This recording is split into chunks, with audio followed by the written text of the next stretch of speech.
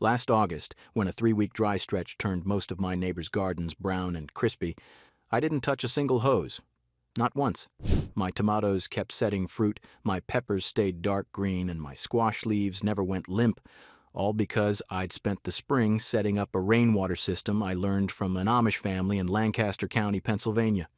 For most of my gardening life, I did what everybody else does. I ran a hose from the spigot, paid the water bill, watched chlorinated tap water soak into my beds, and hoped it was enough. The problem is, municipal water is expensive. It's treated with chemicals that hurt soil biology, and in a real drought, towns start rationing it anyway. Meanwhile, the rain that falls on your own roof every spring just runs off into the street. A few years back, I got to know an Amish family near Intercourse, Pennsylvania, and I noticed something remarkable. Their gardens stayed green through the same droughts that were killing mine. They weren't using a well, they weren't using municipal water, and they certainly weren't using electricity to pump anything. They were using rain they'd captured months earlier, and the system was beautifully simple. Today I'm going to walk you through exactly how they do it step by step, so you can set up the same kind of rainwater storage on your own property. And stay with me to the end, because I'm going to share one small technique that an Amish neighbor showed me for getting that stored water directly to the roots of thirsty plants without losing a drop to evaporation. I've never seen it in a gardening book, and it's the single biggest reason my plants outperformed everyone else's last summer. Now, I want to be straight with you. For about 25 years, I thought rainwater collection was something you did with a single blue barrel under a downspout, and I figured 50 gallons would carry me through the summer. It didn't. By mid-July, the barrel was always empty, and I'd be back on the hose grumbling about my water bill. I'd read the gardening books that treated rain barrels like a nice weekend project, a feel-good gesture towards sustainability. What I hadn't understood, and what the Amish understood perfectly, is that if you want rainwater to actually carry a garden through summer, you have to think bigger, store longer, and move the water by gravity, not by hope. If you've been trying to make a single rain barrel work, you're not alone. I was right there with you for a long time. In Amish communities, especially in the Lancaster County settlements, there's a guiding principle called Gelassenheit, which roughly means yielding to the natural order, trusting that the patterns God built into creation already contain everything you need if you're willing to work within them. Now, I'm not here to preach, but here's why this matters for your garden. Rain falls for free. It falls in abundance. A single inch of rain on a modest roof can drop hundreds of gallons of pure, soft, perfectly pH-balanced water right over your head. The Amish approach isn't to fight the dry months. It's to catch the wet months so thoroughly that the dry months stop being a problem. These are families feeding 8, 10, 12 people from a garden without electric pumps, without irrigation bills, without town water hookups. They had to figure this out, and they did, generations ago. Here's how to do the same thing on your own property. The first thing to understand is how much water your roof is actually giving you, because almost everyone underestimates it. For every 1 inch of rain that falls on a 1,000 square foot roof, you get roughly 620 gallons of water. Let that sink in. A typical garage roof in a region that gets 40 inches of rain a year sheds about 25,000 gallons annually. That's not a trickle. That's a river running off your roof and into the ditch. So before you buy a single barrel, measure your roof. Length times width gives you the catchment area. Multiply that by 0.62 for every inch of expected rainfall, and you'll know your supply. The Amish families I learned from size their storage to hold at least 1 month of summer water use, which for a serious vegetable garden is usually between 500 and 1,000 gallons. A single blue barrel holds 50. You see the problem. Now let me show you exactly how to build the collection end. This is where most backyard systems fail, because the water comes off the roof dirty, full of leaves, bird droppings, roof grit, and pollen. And if you send that straight into a barrel, you get algae and sludge within 2 weeks. The Amish approach uses what's called a first flush diverter. It's a simple vertical pipe section, usually 4 inches wide and about 3 feet tall, installed between your downspout and your storage tank. When the rain starts, the first few gallons fill that vertical pipe and wash the roof debris down into it. Only after the pipe is full does clean water begin flowing over into your storage tank.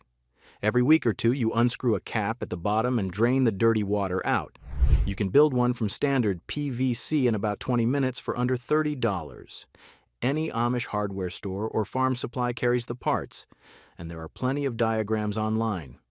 Pair that with a simple wire mesh leaf screen over your gutter opening, and your stored water will stay remarkably clean. Now here's where the real shift in thinking happens. Storage is not one barrel. Storage is a system. My Amish neighbor Daniel runs 3 food-grade 300-gallon tanks in series along the north side of his wash house, plumbed together near the top, so when one fills, it spills into the next. That gives him 900 gallons from a single downspout, and it cost him less than $200 because he bought the tanks used from a food processing plant. Look for IBC totes, which are those.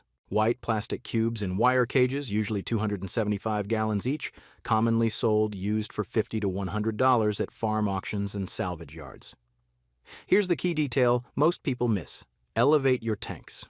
The Amish set theirs on concrete blocks or a sturdy wooden platform at least 2 feet off the ground, and ideally 4 feet.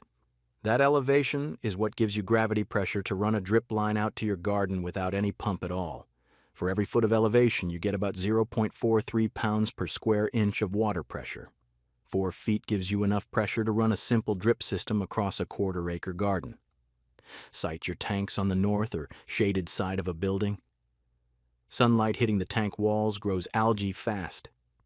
If you can't get shade, wrap the tanks in heavy black landscape fabric or paint them with exterior latex paint in a dark color to block light.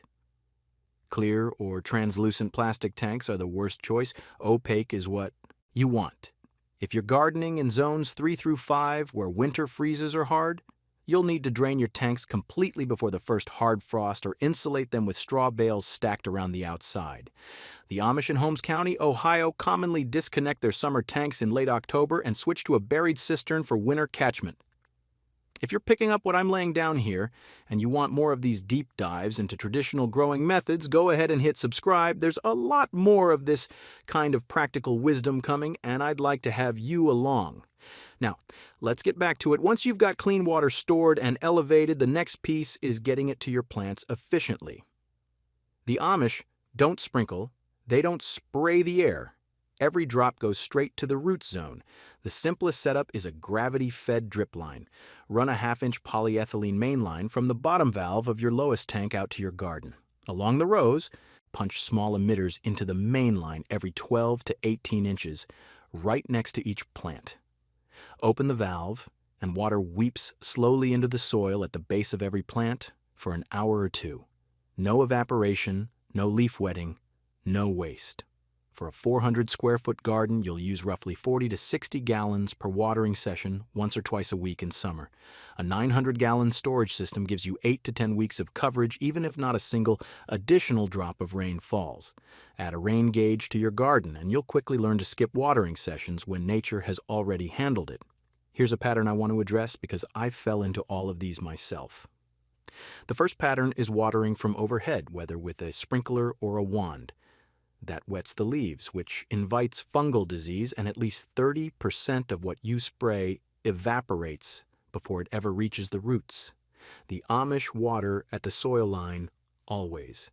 The second pattern is watering a little bit every day. Shallow daily watering trains roots to stay near the surface, where they dry out fastest in a heat wave. Deep watering once or twice a week drives roots down 18 inches or more, where the soil stays cool and moist. Strong roots make drought-tough plants. The third pattern is watering in the evening or midday. Evening watering leaves foliage damp overnight, which is a fungal invitation. Midday watering loses half the water to evaporation. Early morning, just after sunrise, is when the Amish water, and it's when I water now. The plants take up water before the heat of the day, and the leaves dry before dusk. The fourth pattern is ignoring mulch. All the stored rainwater in the world won't help if bare soil bakes in the sun and wicks moisture straight back into the air. 3 to 4 inches of straw mulch around every plant cuts evaporation roughly in half and turns your stored water into twice the watering. Now here's the technique I promised you at the beginning, the one I learned from my Amish neighbor's wife while she was transplanting tomatoes one spring. She was burying unglazed terracotta pots right next to each tomato plant. Not decorative pots, just simple clay flower pots with the drainage hole sealed up with a flat stone and a little clay. She'd dig a hole deep enough that the rim of the pot sat about 1 inch above the soil surface, set the pot in, backfill around it, and plant her tomato about 8 inches away. When she wanted to water, she simply filled the buried pot from her rainwater tank with a small watering can. The clay is porous, and over the next 12 to 24 hours, water slowly seeps directly through the pot walls into the root zone of the plant. Nothing evaporates. Nothing runs off. The plant pulls exactly what it needs when it needs it. A 6-inch clay pot holds about a quart of water and waters a tomato plant for 2 to 3 days, even in 90-degree heat. She covers the top of each pot with a flat stone between waterings to keep mosquitoes out and slow evaporation from the opening.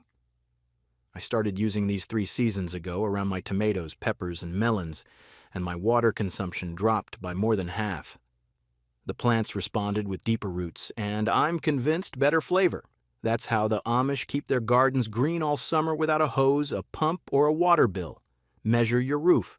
Build a clean collection system with a first flush diverter. Store big, store high, and store shaded. Run the water by gravity to the root zone. Mulch to protect what you've poured. And for your thirstiest plants, let a small clay pot do the slow, quiet work for you. If any of this shifted how you think about watering your garden, I'd love to hear about it in the comments. Tell me what you're working with, what's worked, what hasn't.